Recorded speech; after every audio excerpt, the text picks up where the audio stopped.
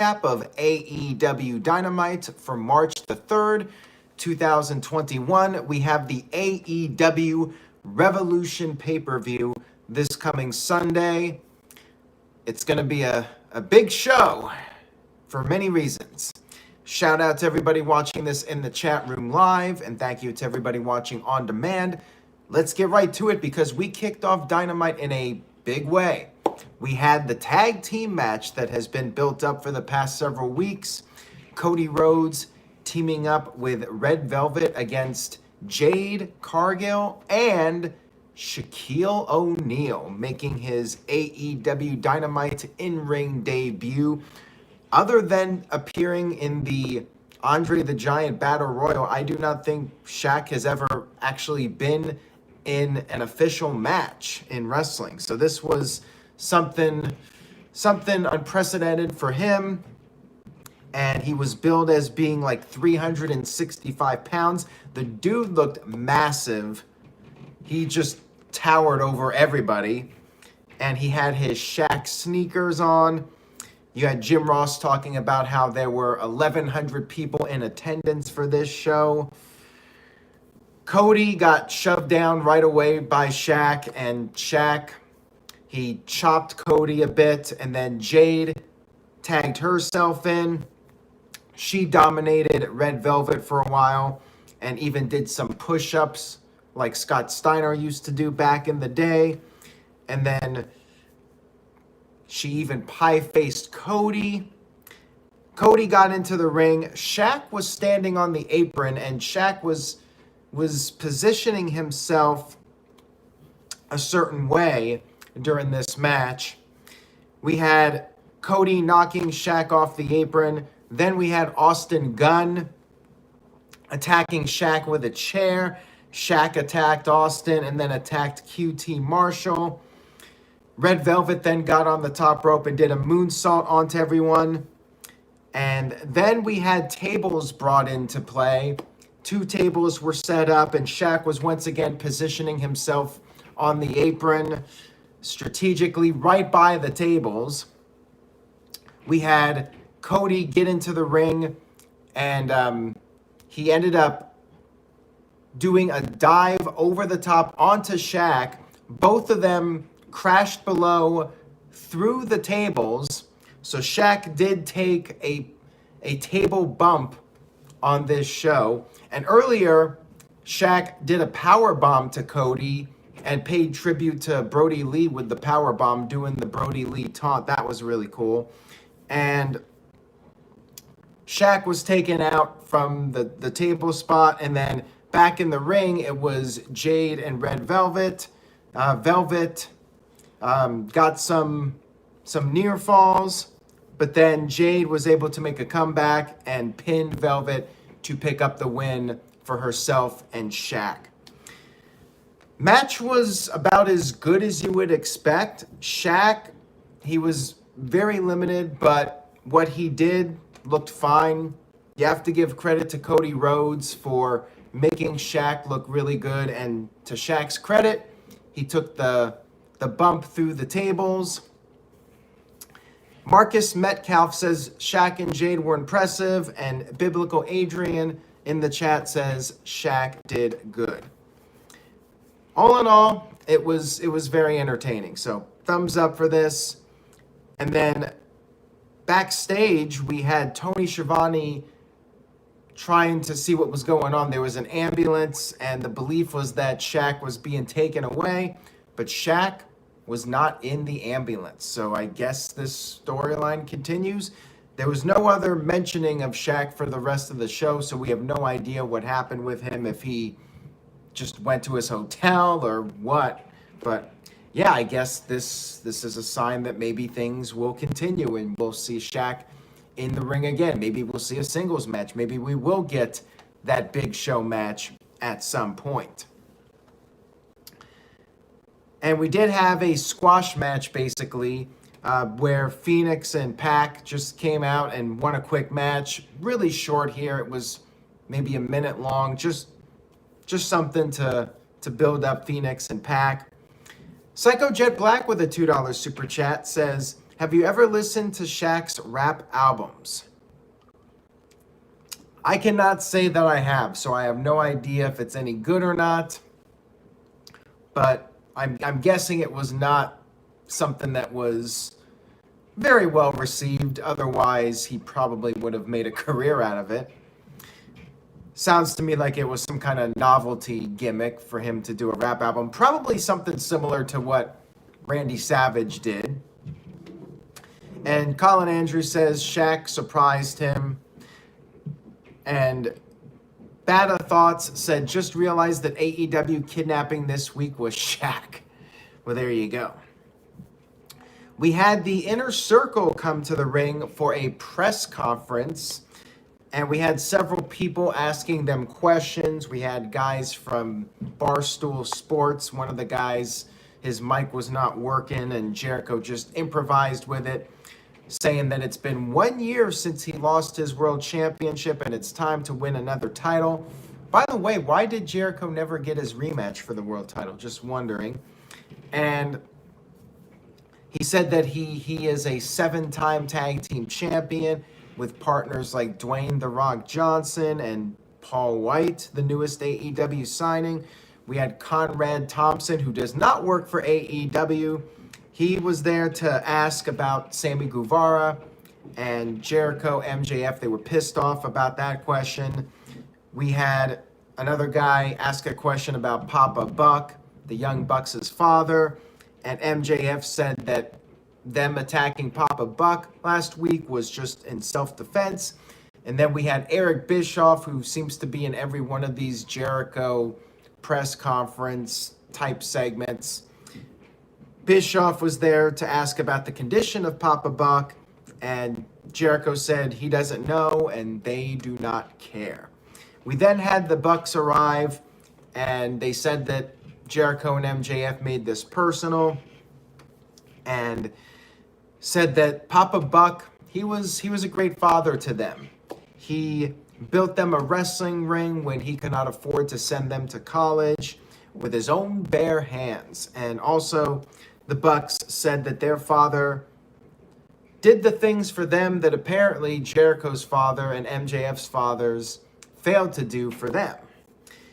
And then the Bucks said that if it wasn't for them and AEW, MJF would probably still be waiting for a call from Rosie O'Donnell, because way back in the day when MJF was a kid, he was on the Rosie O'Donnell show. And then if it wasn't for AEW, they added that Chris Jericho would be jerking the curtain at the Performance Center. I know that's supposed to be a dig, but doesn't it kind of bury your first world champion? This was the first guy to hold the prestigious AEW world title, and you're saying that he would have been a curtain jerker at the Performance Center if AEW did not come along. I get, they're supposed to try to piss off Jericho and get under his skin, but at the same time, you could look at it as, well, they're kind of burying the first world champion. So anyways, they hit their super kicks and a huge fight broke out. Anderson and Gallows brought out some tables because, we need more tables. We already had a table spot with Shaquille O'Neal earlier. And Ortiz and Santana were set up on the tables. And Nick jumped off the circle entrance. And then Matt did a running elbow drop off the stage. Simultaneously, they both jumped off, crashing through the tables onto Santana and Ortiz. I was not really a fan of doing the tables on the same show 20 minutes after Shaq did it. Shaq going through a table was really cool, and that'll be the Sports Center moment, but then 20 minutes later, you got to put people through tables again. And people on Twitter were defending this, saying, well, table spots are great. Every match should have it. And I'm like, no. Things are no longer special if you do them all the time. You want to be strategic with your big spots, like when somebody goes through a table, and Shaq going through the table is a big deal. That's going to get the headlines. Why would you do another table spot on the very same show 20 minutes later? So I was not a fan of that. And I've always said this. I was not a fan of ECW having table spots constantly. And when WWE started doing it every single pay-per-view and even on Raw, like, it's no longer special when people are always going through tables. So I very much disagree with that idea that you can just do table spots whenever. And I definitely would not have done it on the same show. Rant over. Let's move on here. We had a video package to hype up the exploding barbed wire match. And there was this Japanese wrestler who I guess was in some of those matches. He was featured in the segment. A lot of people on Twitter popped for him, but I actually have no idea who he is. So there you go. We had FTR and Tully Blanchard in a 6-man tag team match against the Jurassic Express and JJ Dillon. How old is JJ Dillon anyways? Because the guy looked old back in WCW in 98, 99. And I mean, he doesn't look super old, but man, this guy's been around for a while, that's for sure. Going way back to the 80s. So a little bit of nostalgia here for the old Four Horsemen NWA fans to get some JJ Dillon on this show. He was in the corner of FTR and Tully. Tully did some things in this match. He mostly beat up on Marco Stunt, which is the right thing. Like, Tully getting offense on Luchasaurus would not really make any sense. And at one point, Cash Wheeler was on the outside with Jungle Boy, and Wheeler was tapping out. However, it was on the outside, so of course it didn't count. And thank you, Big Rocker Johnson. JJ Dillon, 78 years old. JJ slipped a shoe to Dax Harwood, who used it on Jungle Boy, but Jungle Boy kicked out, and that was a throwback to back in the day. So this match was very much about nostalgia. So for all of you old school NWA fans, you probably enjoyed a lot of this match with all the references to the past. Tully Blanchard even busted out his old slingshot suplex in this match, and he teased a dive. He teased like he was gonna do a dive like all the youngsters today, but he didn't do it. Nice little heel move there. I liked that.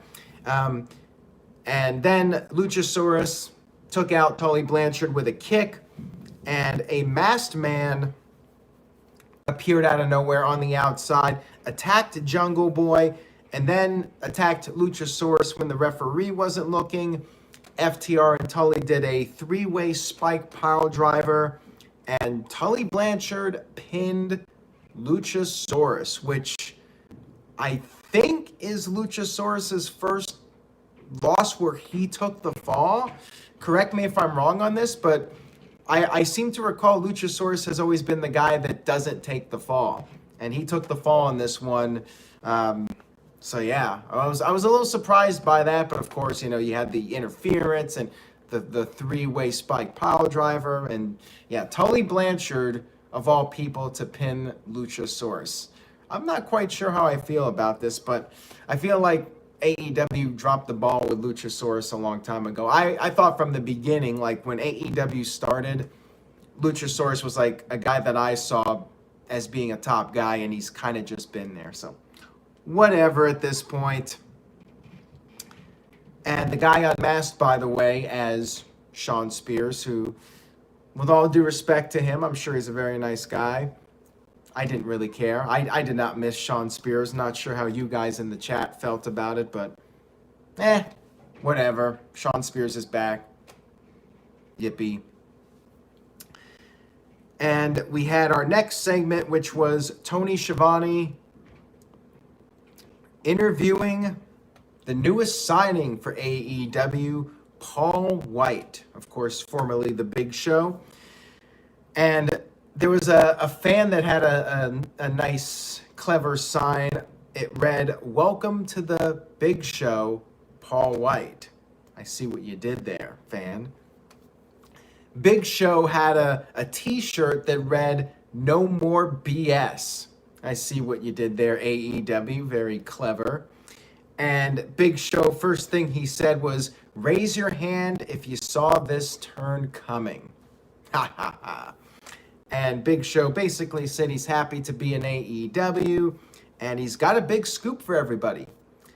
there is a Hall of Fame worthy talent that is going to sign with AEW. And that person will be announced apparently at the Revolution pay-per-view. Who do you guys think this Hall of Fame worthy signing is going to be? Big Show or Paul Wight? Hyping it up as a big surprise. And who could they bring in? I'm guessing by the way he worded it, it's not somebody who's actually in the Hall of Fame, but somebody that should be in the Hall of Fame. Harley says it's him, he'll turn. I was thinking that too, like Big Show will just show up and say, I'm the signing, and that'll be his way of turning heel. I don't even know at this point.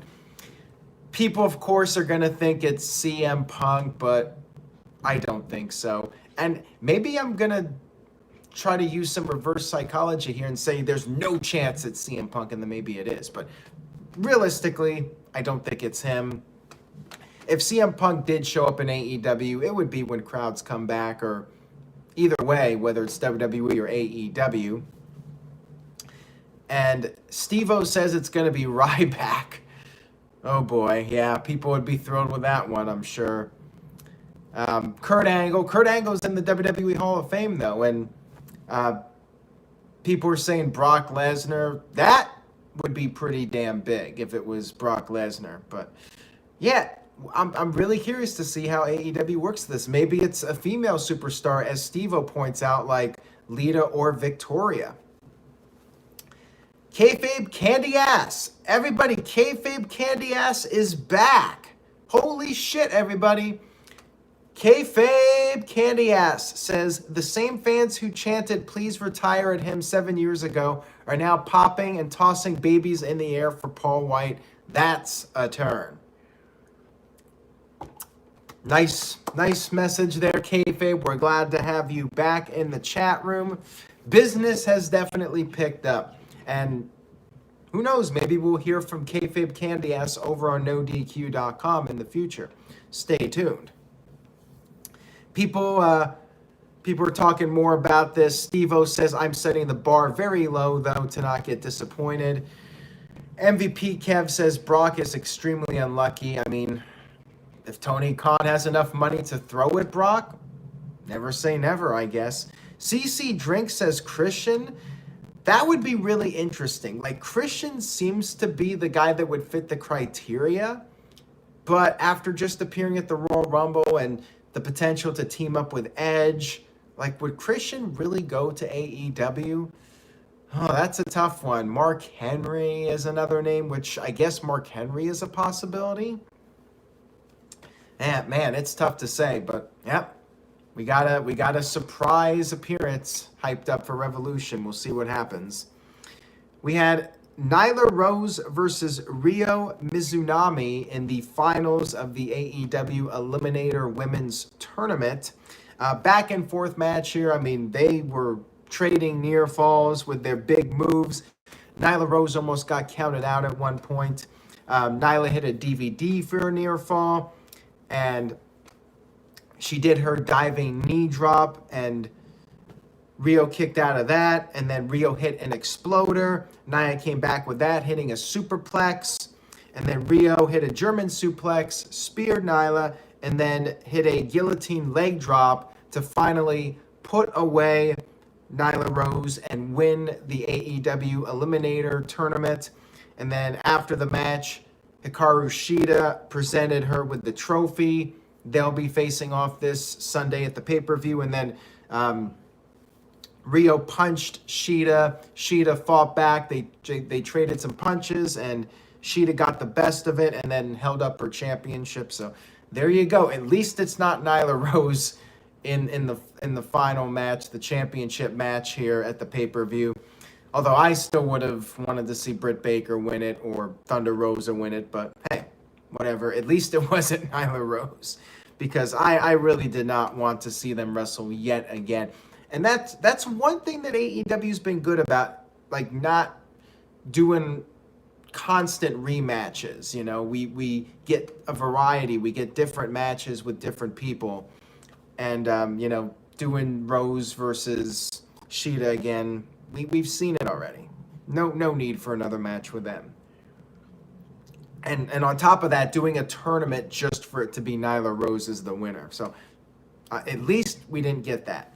DJW with the $2 super chat says, a leg drop finish? She's not beating Shida on Sunday. I don't think so either. I sense Shida retains. If anybody does beat Shida for the title, I think it's got to be Britt Baker or Thunder Rosa, although NWA is coming back, so Thunder Rosa might not be around much. We'll have to wait and see what happens. Maybe we'll see some AEW people in the NWA. And more people talking about possible candidates for that surprise appearance. Maybe RVD or Bully Ray. Could be one of them, but I feel like RVD would still be considered a letdown just because he's way past his prime, although the people that are making fun of AEW would say he's just the kind of guy that they would bring in.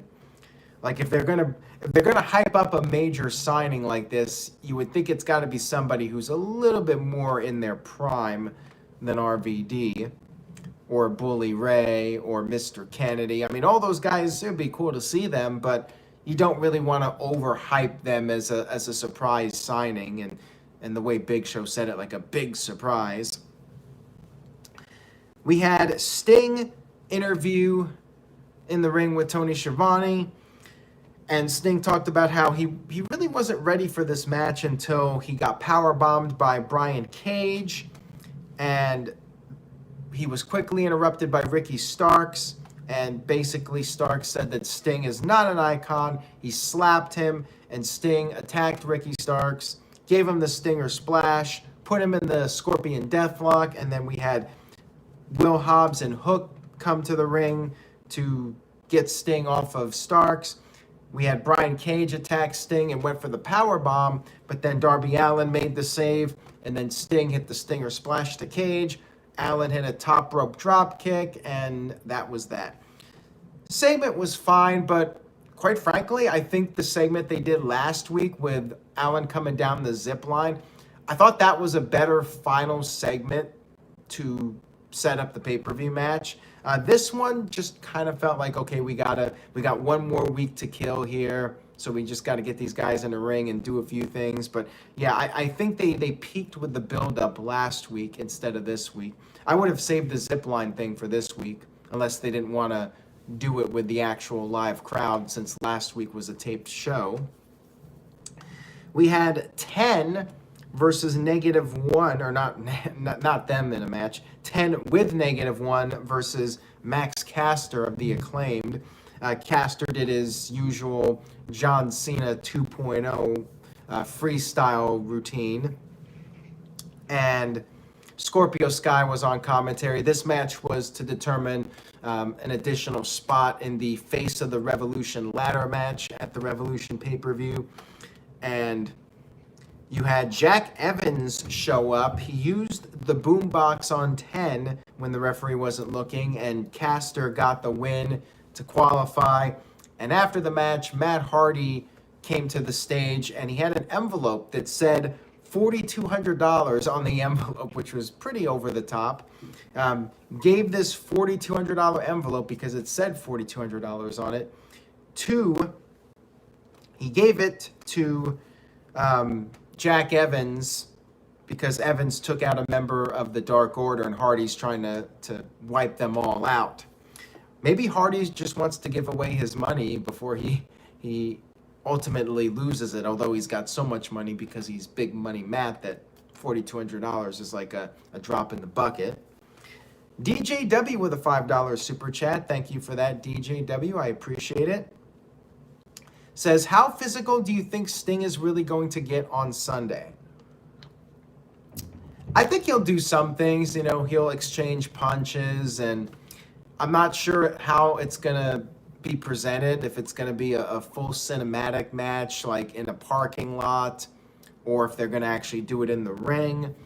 But either way, I suspect he'll get somewhat physical, and if they do a match in the ring, Darby will carry most of it, and Sting will tag in and do his big moves. He might take a bump or two.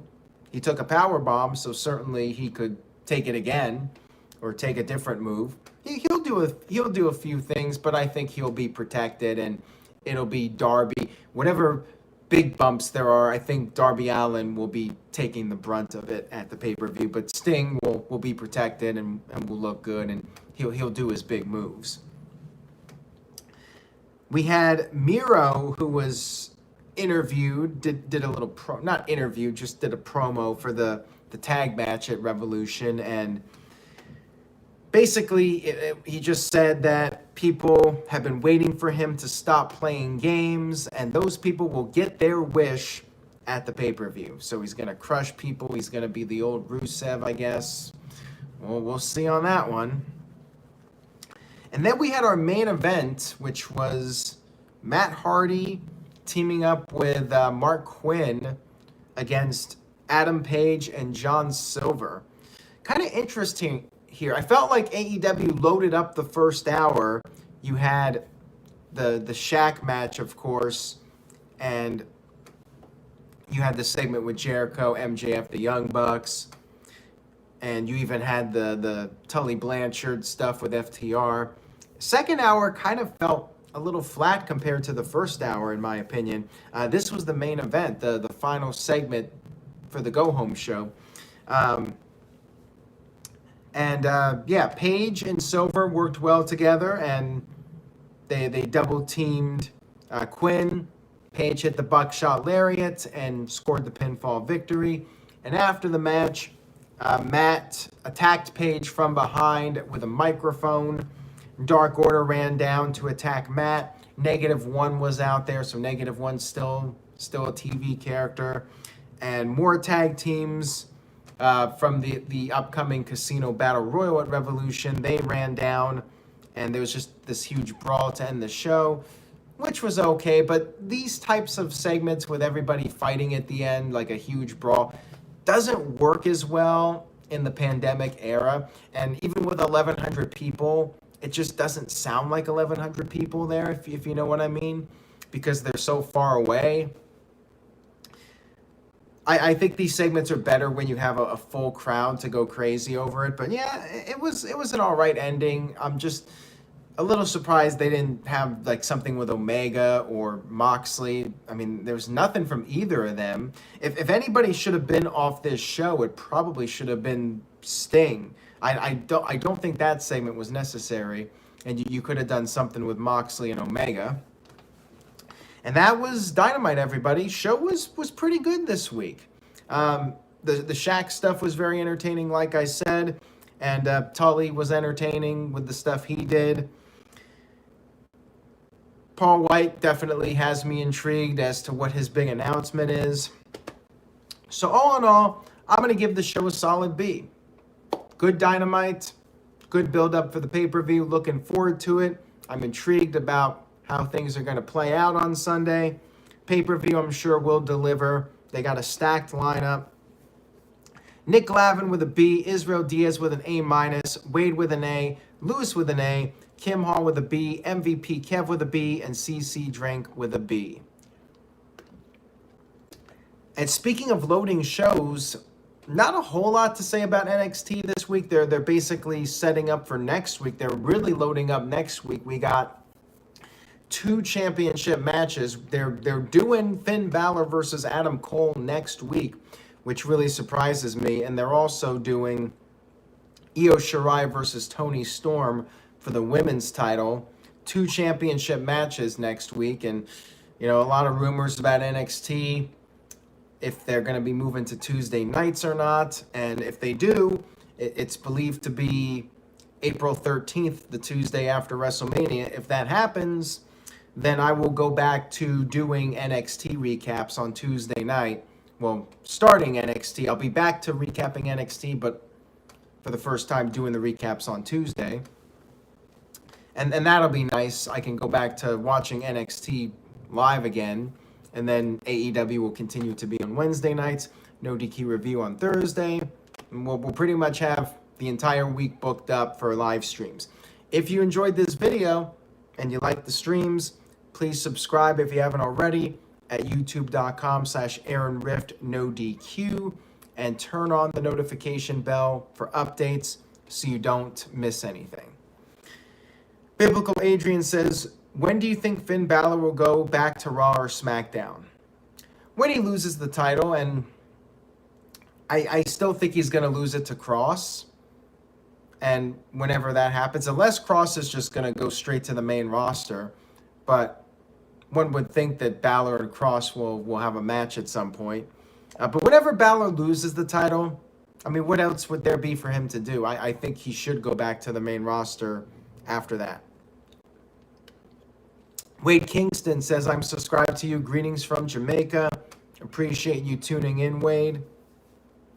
And Gary, by the way, says A- for AEW. What a show.